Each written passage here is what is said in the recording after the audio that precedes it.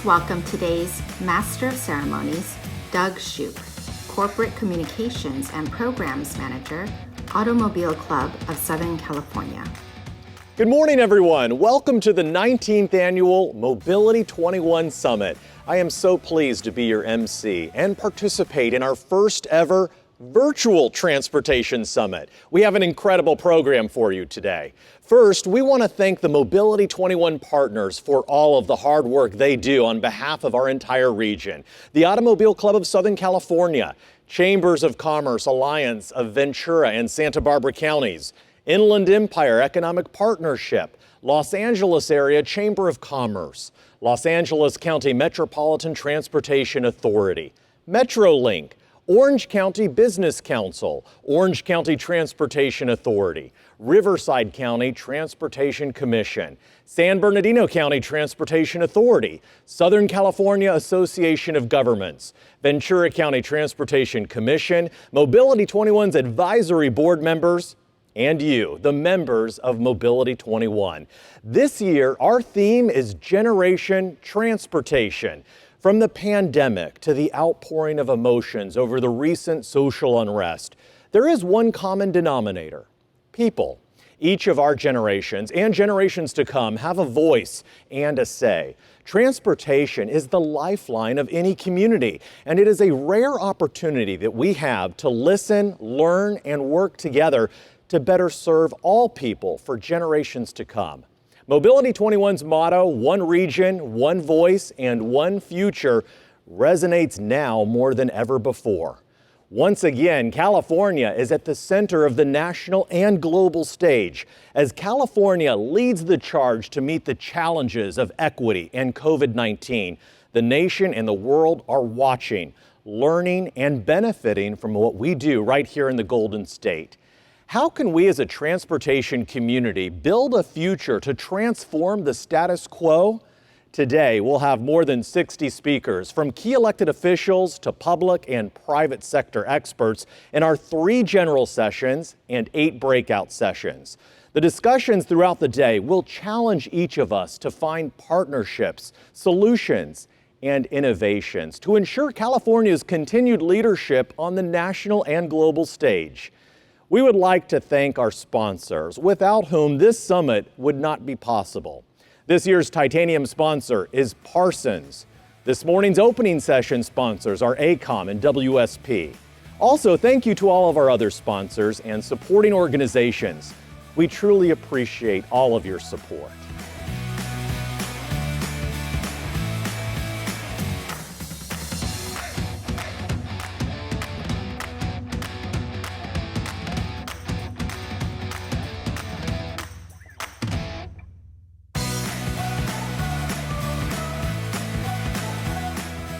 Wow, I am so thrilled to see this amazing crowd of nearly 1,000 attendees. The ballroom is at full capacity, so please take your time getting to your seats, and if you need assistance, look for one of the Mobility 21 Summit ushers to help you find an open seat. Oh, wait a minute, you're already sitting down? At your home office, you say? Okay, well then let's get started. First things first, do you have your bento box handy? You know, since we can't be in person together this year, the team at Mobility 21 wanted to provide a special at-home experience just for you. Please check out all of the fun items inside to help you follow along with our program. To help you get oriented to our virtual summit, the expo hall is that way, and the hospitality suite is that way. And the breakout sessions are, oh, wait a minute, again, wait one second. Yes, you can use your navigation bar at the top left of your screen to click and select the area of the summit you would like to experience in this virtual event. You can also use your mouse or touchpad to walk around, zoom in and zoom out, and go to different areas of the summit by walking through the doors with yellow arrow icons. If you have any trouble navigating or experiencing any technical issues, please click the tech support link in the top left navigation bar or go to our information registration booth in our lobby. Our team is ready to assist you at any time during the event. It is now my sincere pleasure to introduce the 2020 Chair of Mobility 21, President and CEO, Camarillo Chamber of Commerce, representing the Chambers of Commerce Alliance of Ventura and Santa Barbara counties, Mr. Gary Cushing. Welcome and good morning from Camarillo, California. What a great year to be the chair of, well, anything. But seriously, I am honored to help lead Mobility 21 during one of the most challenging times we have ever faced as a region. Since we can't meet in person safely, it was imperative for us to meet virtually using technology and innovation. I hope that we have brought a successful way to bring you together and make your at-home experience engaging and worthwhile.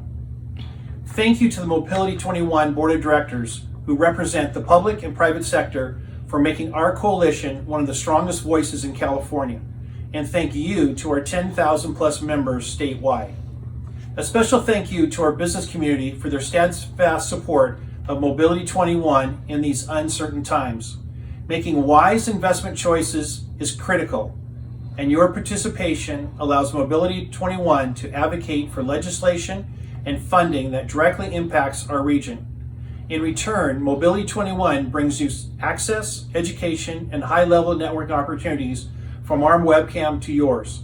Thank you again for joining us this year, and let's check out the rest of our great program, and I'll see you in the networking room in the hospitality suites later today and tomorrow. And stay safe. Thank you. Thank you, Chair Cushing, for helping lead the great coalition of Mobility 21 this past year. I am so pleased to now introduce the OCTA Chair and Mayor of the City of Garden Grove, Steve Jones. Good morning. I'm Steve Jones, Chairman of the Orange County Transportation Authority's Board of Directors. It is my pleasure to welcome you to this year's Mobility 21 Annual Southern California Transportation Summit. During normal times, we would be meeting at the happiest place on earth, the Disneyland Resort. However, as you are all aware, we've had to adjust the way we do business. It is unfortunate that we are not able to meet in person, but I'm so glad we can come together virtually over the next 2 days. And I want to give a big shout out to the Mobility 21 staff and all the folks who helped completely reinvent this year's summit into a virtual format. These past 6 months have been challenging for everyone, both in our personal and professional lives. But I'm proud of all your committed efforts to enhance our regional transportation network. At OCTA, we've been successful in adjusting our transit operations to ensure we can keep providing transportation services for those who rely on us, while keeping our employees and our passengers safe. We've also been able to advance and meet many major milestones on several of our capital projects, including the 405 Improvement Project and the OC Streetcar. At the same time, we successfully transitioned more than 500 of our employees to working remotely. And I have to say, I couldn't be more proud of the work OCTA staff continued to do despite these challenging times to keep Orange County moving. I hope this summit provides an opportunity for all of us to share information, ideas, and lessons learned, not only about this unprecedented time we are living in, but what lies ahead. I'm confident that no matter what challenges we may face in the future, we will come together and work to further advance Mobility 21's mission of improving mobility throughout the entire Southern California region. Thank you, and I hope you enjoy the summit. Thank you, Chair Jones, and thank you, OCTA, for helping lead our region. Please join us now for a special video from our titanium underwriting sponsor, Parsons. Good morning. I'm Lisa Morath, Senior Vice President with Parsons. 2 years ago, when Parsons signed on for the titanium sponsorship for this 2020 summit, we never imagined the sequence of events that has made this year like no other. All of our personal and professional lives have been upended by the global pandemic, economic turmoil, and long neglected issues of equity. Parsons has been a longtime member of Mobility 21, and we've never been so proud or so humbled by our affiliation with this organization. The extraordinary efforts of the Mobility 21 member agencies, and particularly their essential workers, in keeping our transportation system safe and operational are nothing less than heroic. Our 1,500 Parsons employees in California are honored to partner with all of you to deliver a better world as we get through this together. Today, we are very pleased to sponsor this unique and creative conference format. Thank you, Mobility 21, for making this happen.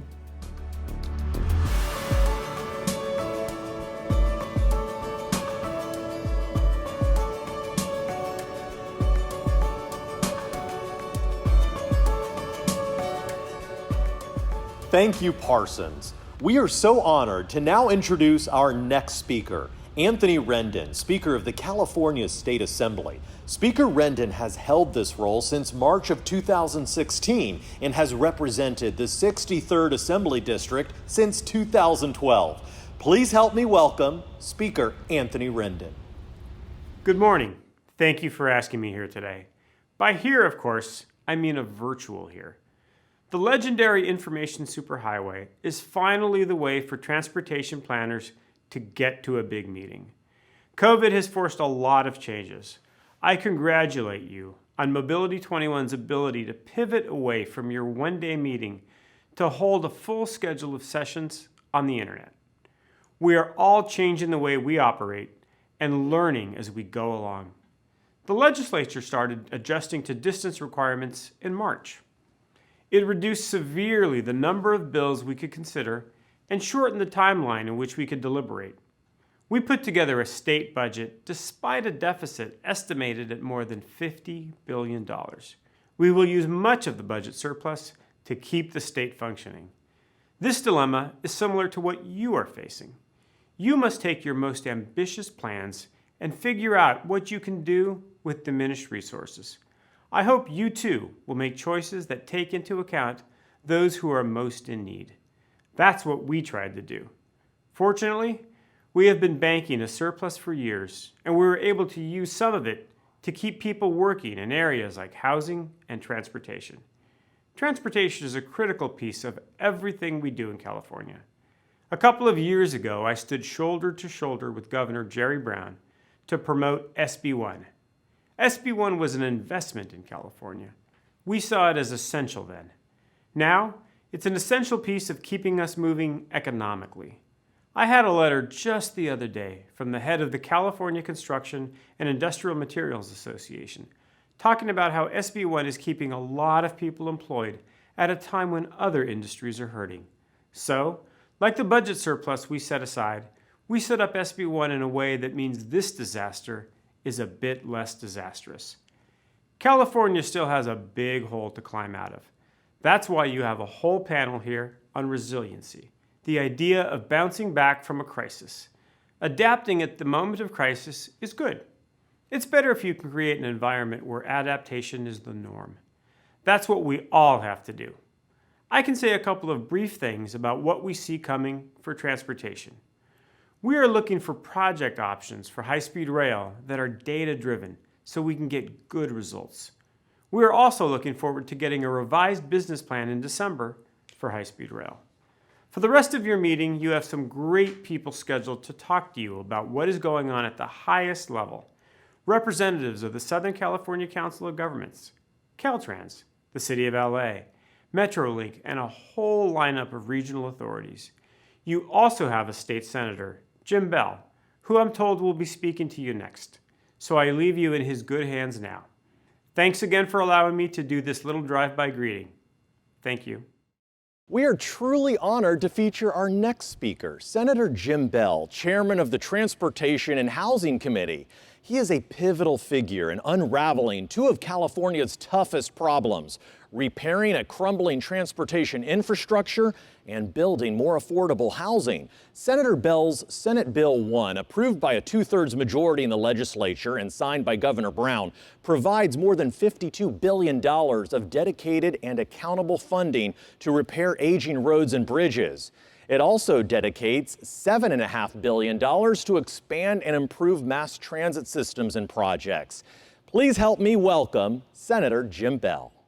As I wrap up my 6 years as chair of the Senate Transportation Committee, I'm proud of our partnership and the many accomplishments we achieved during my tenure. I'd like to take time to talk about the future of transportation in this state.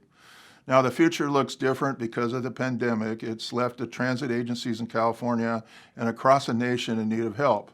The state and federal government need to provide additional resources to make sure our riders and operators remain safe. In short term, transit will look different. Transit agencies must provide enhanced cleaning measures, purchase of PPE, and meet safety requirements to provide service in our communities and keep riders safe. There needs to be a stable funding provided for transportation in California. Now, SB1's revenue sources address the state's fix-it-first shortfalls, but as vehicles become more fuel efficient and the state continues its efforts to reach its environmental goals, the state and the federal government must come up with ways to meet our new ways of funding transportation. Now, lastly, if we want to achieve our environmental goals and get people out of their vehicles, we have to become more connected. The state and federal government must take a hard look at investing more in the state's intercity, commuter, urban, and high-speed rail systems. We can get there by investing in these mobility choices and providing safe, fast, and reliable transit. Although this is my last time I will address the Mobility 21 Summit as a senator, we need to remain committed to pushing forward transportation as a key issue in the state. Transportation and economic growth go hand in hand as we recover from the pandemic, and it's imperative that transportation is part of our plan. We need a California that works for everybody. Thank you. Our next speaker, Jim Frazier, represents California's 11th Assembly District. He became involved in public service after a family tragedy on December 16, 2000, when his two daughters were involved in a head-on auto collision caused by black ice on their way to Lake Tahoe.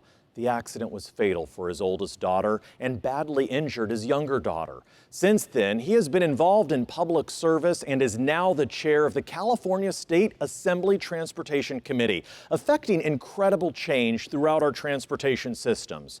Please help me welcome Assembly Member Jim Frazier. Hi, everybody. Thank you for including me in your summit. Well, at least virtually. For those of you who don't know me, I'm Assembly Member Jim Frazier, Chairman of the Transportation Committee in the Assembly. One of the things I can tell you, and I will continue to say, is I can't tell you how much I appreciate Mobility 21 and the work they do in Southern California. The things that we need to accomplish together going forward, I do appreciate your partnership. I am looking forward to looking how we can increase revenues to get back on track to our once stellar highway system. You know, as the co-author of SB1 with my good friend Jim Bell, we had very, very, very prescriptive things that we wanted to accomplish, and they're getting done. You know, during the pandemic crisis, early stages, the administration wanted to grab $130 million of the income revenue from SB1 and utilize it for the budget. And I stood up on the floor denouncing that and saying that we told the people of California that that money would be used for transportation purposes only. I'm so glad that we did ACA 5 to protect, constitutionally protect, those monies so they would only be used for transportation projects. You know, going forward, we look at how, you know, freight and mobility and the economy go hand in hand. We need to be able to support, as a partner, the freight industry, to be able to make sure that the throughput and mobility, as I've said before, is seamless, lessening congestion, working with our ports to make sure the ports have every tool in the toolbox as an economic driver in California to make sure that they can have the ability to compete against other ports in the United States. All the jobs that are created by these factors are enormous and need to be continually supported in that fashion. Looking back again on what was the deferred maintenance in California, revenues are going to decline because people are not making the trips that they used to with remote learning, with people remote working from home, and those non-essential trips are not being done anymore. So we do need a hand from all of you and ideas on how we continue the efforts that we've laid out. One of the things that I will be working on, hopefully before I term out, is the recovery of the late fees. Looking forward to getting those back for their intended purpose. That's a mountain to climb, but we do need to continue to do so. I can only tell you that thank God for Mobility 21 and all the transportation people that are involved and engaged. This is an enormous task, and we are in it together. We are California. We're strong.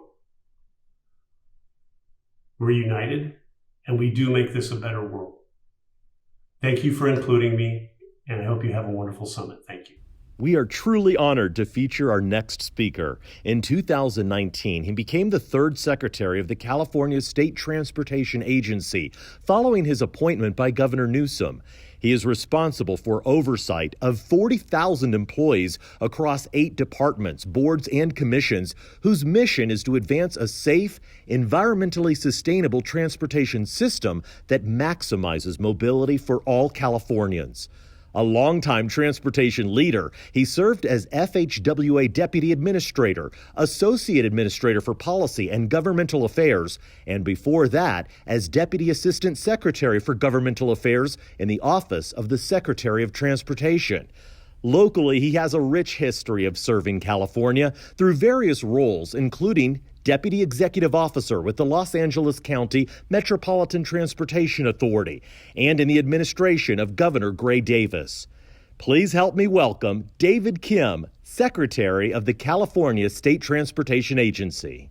Hi, everybody. It's David Kim, Secretary of the California State Transportation Agency. What a great honor to be part of the Mobility 21 Virtual Summit.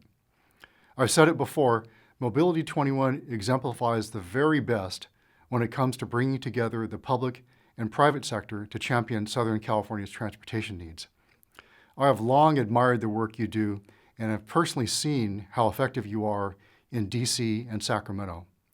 I'm also so glad that a global pandemic did not get in the way of this year's summit. It's a testament to the incredible work and creativity of Jenny Larios, Kristen Slocum, and the entire Mobility 21 team. As usual, they put together a terrific event, and I hope we can thank them in person when we're able to get together. I spoke to you at last year's summit when I was only a few months into the job as Transportation Secretary. And since that time, the world has clearly been turned upside down.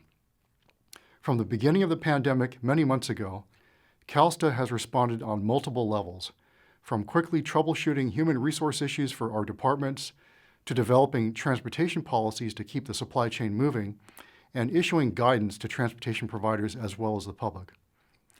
We immediately convened weekly calls with groups like the California Trucking Association, California Transit Association, California Association of Port Authorities, California Airports Council, and many others. From seaports to airports, transit to trucking, rail to roads, we continue to be focused on keeping the supply chain open and keeping essential goods and workers moving. We also established a Transportation and Critical Infrastructure Task Force within the administration to handle requests for personal protective equipment and establish industry guidance for the transportation sector in responding to the emergency. And through these discussions, CalSTA and our departments have been working hand in hand to solve problems and address challenges in real time.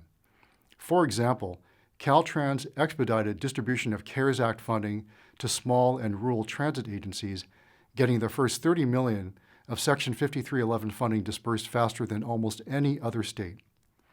We also coordinated with the Governor's Office of Emergency Services to distribute tens of thousands of pieces of personal protective equipment to transit operators, ports, commercial truckers, and other critical infrastructure operators. On top of that, we took advantage of federal regulatory relief actions, like raising truck weight limits so emergency food, protective equipment, and medical supplies could quickly get where they were needed. Also, Governor Newsom issued an executive order that temporarily eliminated restrictions on commercial food vending at highway rest areas so truckers could find food when restaurants were shut down.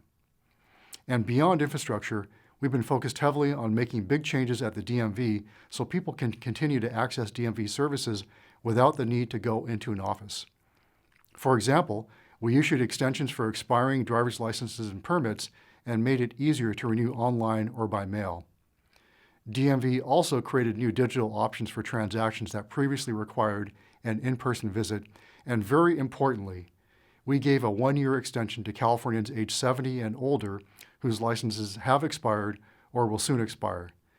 It's great news for our older drivers who will not need to come in to renew their license until next year. In fact, I very much believe this move will reduce infection rates and save lives. I'd like to briefly touch on transit. We are focused on fostering the successful recovery of public transportation. As we all know, transit agencies are facing great difficulty with steep reductions in ridership, which in turn has hit revenues hard. But while many aspects of public transportation are rapidly changing, I believe its critical role and fundamental importance in our communities will not change. There's no question that transit is an essential service that serves employees who are deemed essential. And as unemployment levels reach record highs, more and more people will rely on transit as their primary mode of transportation. And I think the challenge before all of us is to do everything possible to help public transportation recover from the current situation. A big part of that will involve restoring public confidence in transit, making sure people feel safe and comfortable boarding a bus or train without compromising their health, and taking all necessary steps to reduce the risk of infection. And that's why we worked with our colleagues in the health and occupational safety world to develop guidance for transit, rail, rideshare, and taxis. In addition, transit will continue to play an important role in our statewide transportation strategy to address climate change. It's a well-known fact that transportation causes half of California's greenhouse gas emissions. Better fuel efficiency, cleaner fuels, and more zero-emission vehicles will reduce greenhouse gas emissions, but not quickly enough. Giving people multimodal travel options is essential to lowering GHG emissions and making gains in our fight against climate change. To show our continued commitment to transit, back in April, CalSTA awarded $500 million in grants from the Transit and Intercity Rail Capital Program to 17 recipients throughout the state. These grants will leverage billions of dollars in additional investment, and they're going to advance transformative, long-term capital projects that will bolster economic recovery in the years ahead. The bottom line is that we need transit to not just survive the current crisis, but emerge from the pandemic even better than before. And with your continued partnership and leadership, I'm confident we'll get there. A few points regarding transportation revenues. The state budget that was enacted in June estimates a $1.8 billion decline in fuel tax revenues through 2024-25. But it's important to recognize that we entered this crisis from a strong economic position. And on top of that, it would have been a much bigger hit had it not been for the passage of SB 1, and all of you deserve lots of credit for helping to get SB 1 to the finish line. Even in the middle of a recession, SB 1 revenues continue to be collected. And although receipts may be lower compared to previous years, we're estimating to still raise $5.5 billion this budget year. We're also maintaining current staffing levels for engineering and planning positions so that we can continue developing and designing previously programmed projects. This means we'll be ready if federal stimulus funds become available. Let me close with this. As a nation, we are currently responding to a global pandemic, an economic recession, and public outcry over institutionalized racism and police brutality. Yet despite this uncertainty, I'm bolstered by the belief that opportunities to make lasting societal improvements often become possible during challenging times. And rightfully so, as recent events have raised our collective consciousness around issues of systemic racism, injustice, and social equity, and the role we can play in correcting injustices that have disproportionately impacted Black communities and people of color for far too long. Back in June, in the aftermath of the George Floyd murder, I issued a statement on racial equity, justice, and inclusion in transportation. I said that the California State Transportation Agency strongly condemns systemic racism and discrimination in all forms, including those historically entrenched in transportation. I also point out that transportation decisions of the past literally put up barriers, divided communities, and amplified racial inequalities, especially in our Black and brown communities. I very much believe that the principles of racial equity, inclusion, and diversity are foundational to achieving our vision of a cleaner, safer, more accessible, and more connected transportation future for California. We, CalSTA and our departments, will be part of the solution. We're going to promote policies and programs that reflect these principles, and we'll work closely with stakeholders to identify areas of improvement. I think it simply comes down to this. Transportation systems are about people, and so we're going to do everything we can to ensure that systems are designed and delivered in a manner that will provide safe and equitable access to opportunity, especially for people of color and disadvantaged communities, to truly enhance quality of life. Because in the end, for those of us who consider transportation to be our calling, that's what we're all about. That's why we're here. I want to thank you for allowing me to share a few thoughts with you. I wish each of you good health, as well as a productive and successful virtual summit. Thanks again, and stay safe. Our next speaker, Tokes Ameshakin, was appointed 33rd Director of the California Department of Transportation by Governor Newsom in 2019. He manages a $15 billion budget and nearly 21,000 employees who oversee 50,000 lane miles of highways, maintain 13,000 bridges, provide permitting of more than 400 public use airports, fund 3 of Amtrak's busiest intercity rail services, and provide transit support to more than 200 local and regional transit agencies. Tokes' transportation vision for California includes a safe, sustainable, and multimodal transportation system that builds on strong local partnerships. Please welcome Director Ameshakin. Good morning. I'm Tokes Ameshakin, your Caltrans Director. It's a pleasure for me to be here today. I'm glad to take this opportunity to briefly discuss the state of Caltrans and share with you our department's progress. My perspective, we are currently challenged by 3 pandemics: COVID-19, inequity, and the economic impact of all of it. As with every workplace operating against the backdrop of these pandemics, Caltrans is facing logistical and tough challenges. But with every challenge, there's an opportunity. Our adjustment to such change has been impressive, and I'm pleased to say the Caltrans workforce has shown its fortitude and resilience during such difficult times. During the onset of COVID-19 and the governor's stay-at-home order, average daily weekday traffic fell nearly 40% across the state in mid-April as compared to the previous year. Caltrans and its contractors took swift action. We adjusted and extended construction work windows to complete more work in less time and use more available lane space, increasing efficiency and safety for workers. Some examples of great projects we've been working on include the North Coast project on I-5 in Encinitas in San Diego County, which accelerated 2 55-hour work weekend closures earlier in the project and minimized impact to the traveling public. The I-5 Central Carpool Lane Improvement Project in Orange County took place between mid-April to late June and minimized traffic impact. It placed less burden on the public when the contractor resequenced parts of the construction schedule and moved lane closures ahead in the schedule. The I-5 Carpool Lane Project in the Los Angeles area benefited from the expansion of work windows.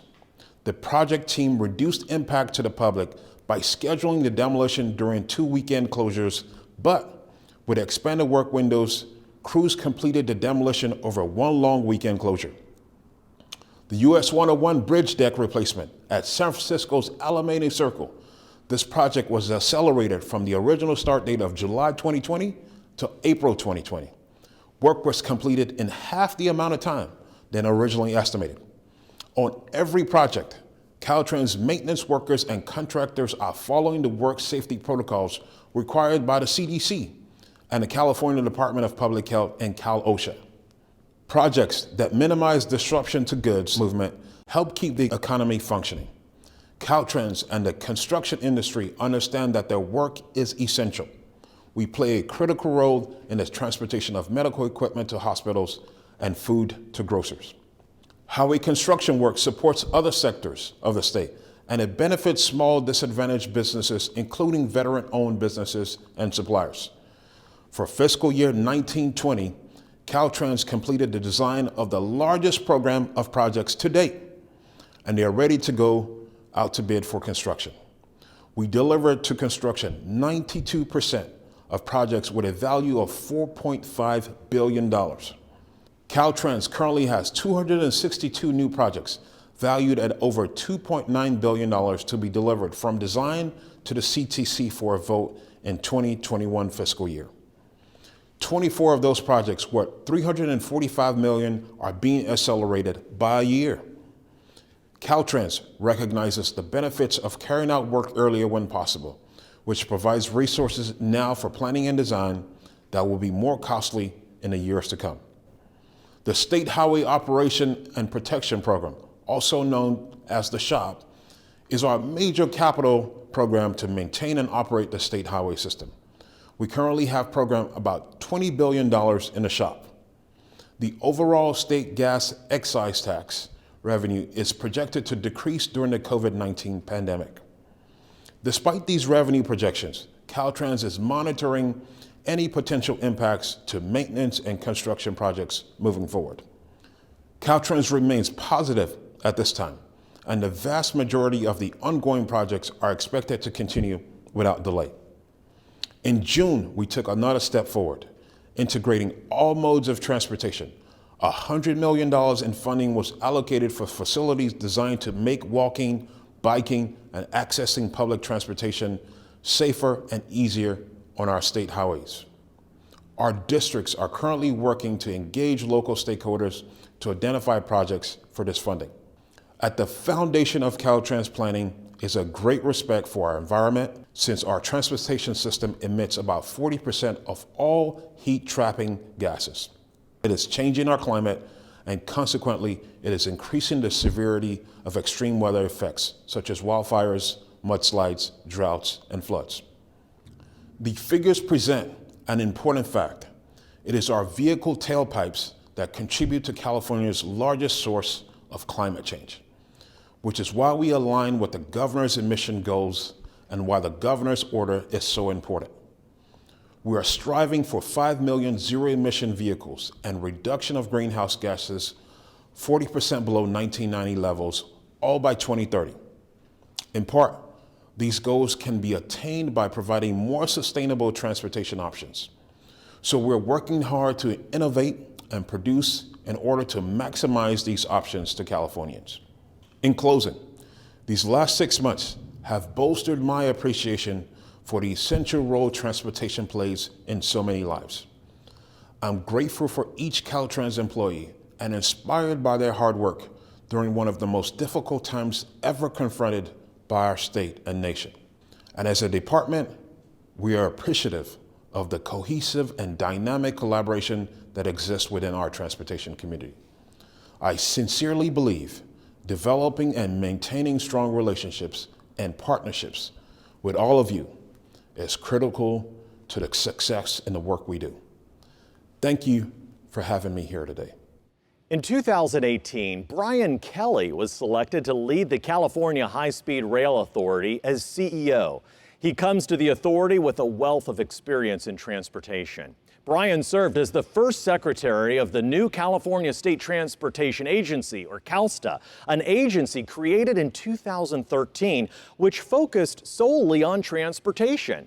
At CalSTA, he oversaw 8 departments, boards and commissions, 38,000 employees, and a budget of $18.1 billion, one of the largest portfolios in the state of California. Please help me welcome CEO Kelly. Hi, welcome to Mobility 21. I'm Brian Kelly, the Chief Executive Officer of the California High-Speed Rail Authority. Now, you've probably never heard of me or my project because the California High-Speed Rail project is a small, modest project. It has no controversy and no challenges, so it's unlikely you've heard of us. It's all smooth sailing here at the California High-Speed Rail Authority.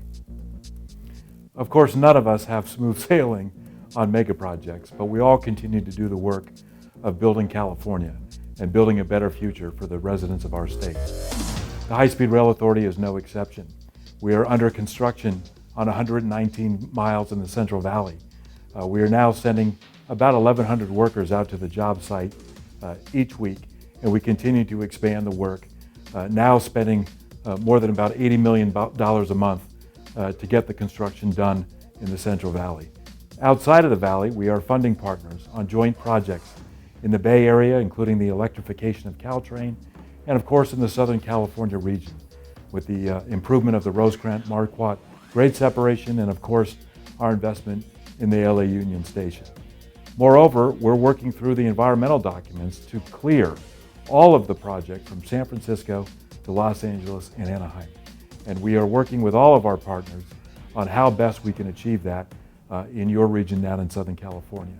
So in the days ahead, there'll be a lot of opportunity to continue to partner with the California High-Speed Rail Authority to make sure that our project is working well and in sync with regional and local transit providers that all of you play a key role in delivering. So I appreciate this partnership.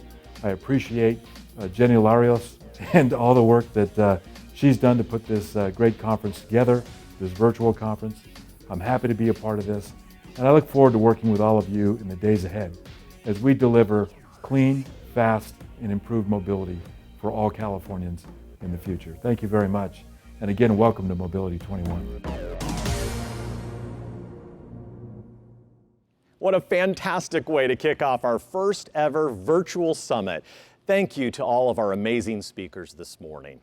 Please head on over now to the breakouts. Use your mouse to walk over to the breakout session room or use the navigation bar at the top left of your screen and select breakout sessions. From there, you'll be able to view any of the 4 concurrent breakout sessions. You can also click on the expo hall and check out all of our exhibitors. And don't forget to look for those Easter eggs for some amazing prizes. Please be sure to chat with the folks manning each virtual booth and exchange virtual business cards with your fellow attendees. You can also enjoy face-to-face time with all conference attendees in the hospitality suite at any time. I also have a special announcement. From 11 a.m. to noon, you will have access to exclusive FaceTime with all of our regional executives in the hospitality suite by entering special virtual kiosks. Now, this will only take place from 11 a.m. to noon. Our public agency and private sector executives will be waiting to see you face to face and get reconnected.